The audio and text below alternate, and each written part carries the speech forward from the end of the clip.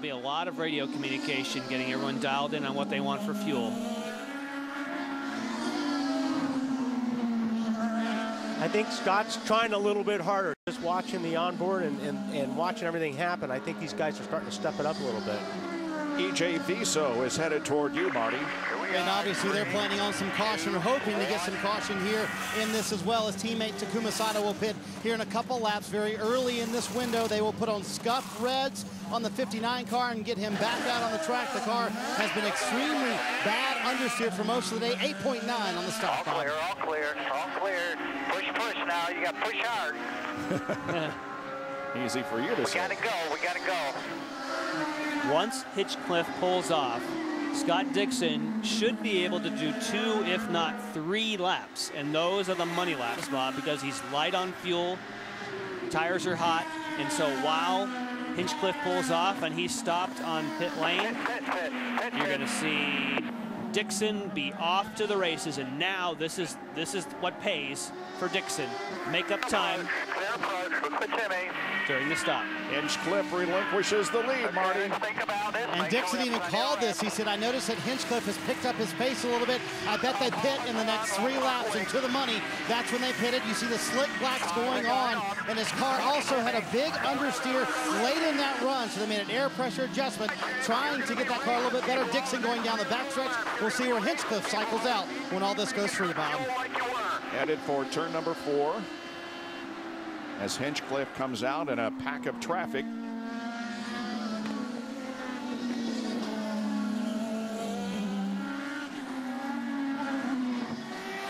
About a 1.5 second advantage. Oh, and he just lost a spot. That's hard. You come out of the pits and your tires aren't hot, and people are going to be all over you. Now Marco on the outside of Hinchcliffe. Whoa, look out. Marco gets off course, gets the left side wheels off. I think he lost a spot to Conway there. His teammate, Mike Conway. And the thing is, when you're getting past like that, because you're getting your tires up to speed and everything, you're losing time on the guys like Dixon and Franchitti when they pit. It's so important to get as much as you can out of a car after you make a pit stop.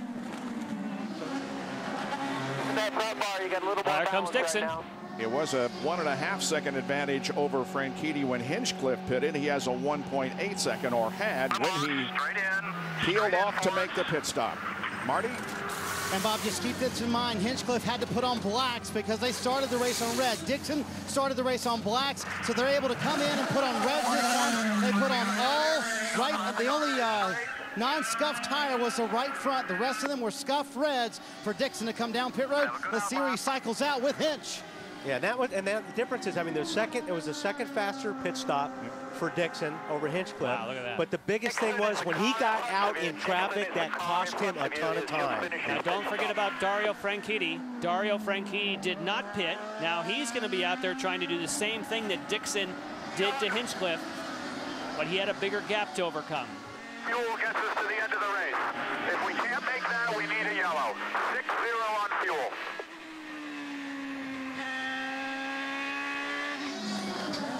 Franchitti, see if he hits pit lane this lap, and he will. He will. Dario in the lead. Trouble. And Graham Rahal is sideways. Will that bring out a full course caution? Dario's on pit lane. 5, 4, 3, 2, 1. And it'll be scuffed red for Dario Franchitti. Trouble on the right front, getting that lug off, taking a little bit longer time. They'll sit on pit road. Now they'll hope that caution does come out to benefit them. Full course caution. How about that, Bob? That was a good pit stop, too. But did he get out ahead? Because we just saw the flash. We saw Dixon coming out of the pits at the same time. Yeah, sorry, but Graham Rahal has stalled on the racetrack, bringing out our second full course caution of the afternoon. And I'm going to say Dixon is in front of Franchitti. The only happy person about this is James Hinchcliffe. And let's see what happened. Oh, Danica Patrick. Yeah, that was a lot of rubbing. That wasn't a bump.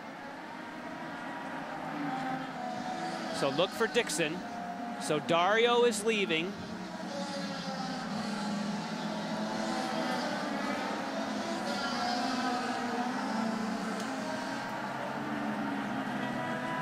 Well, looks like that race control is going to tell Dario to get ahead of Scott.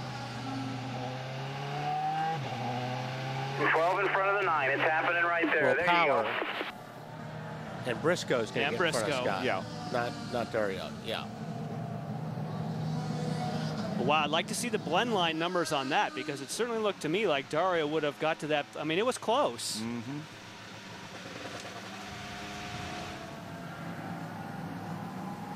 But the blend line is at the end of the pit speed, and boy, they were neck and neck at that spot. And they are going to put. They want Dario to go around you. They said that he beat you to the blend line. Yep. There you go. That's what I thought. Yep. Wow. So it'll be Now. Franchitti, Dixon, and Hinchcliffe. Guys in front of you.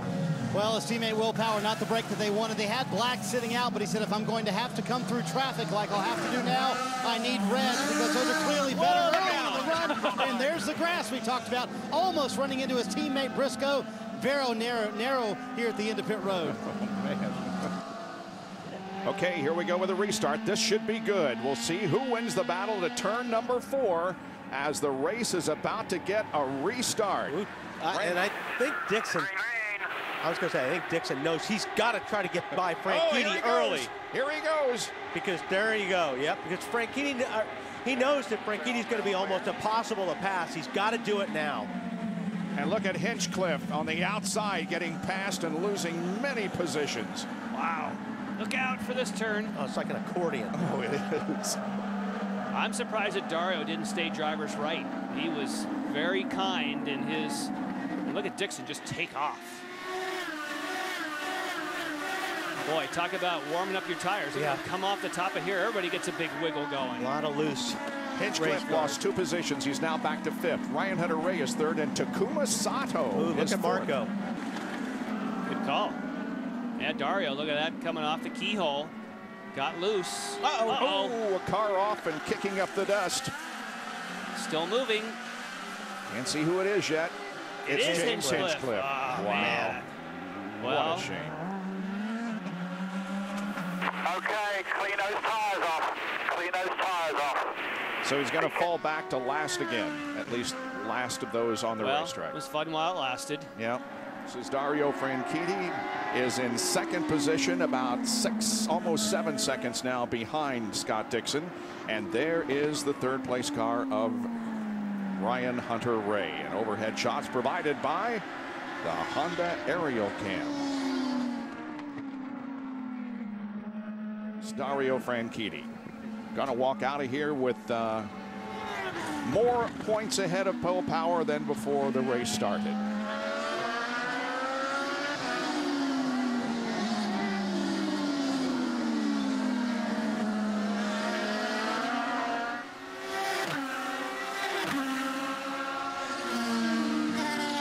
This may be the slowest lap he's ever had. Yeah. Here. I think he's taking it real easy.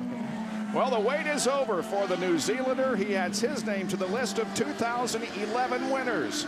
A dominating performance as Scott Dixon takes the checkered flags Good job, man. and wins the Honda Indy 200 here at Mid-Ohio Sports Car Course.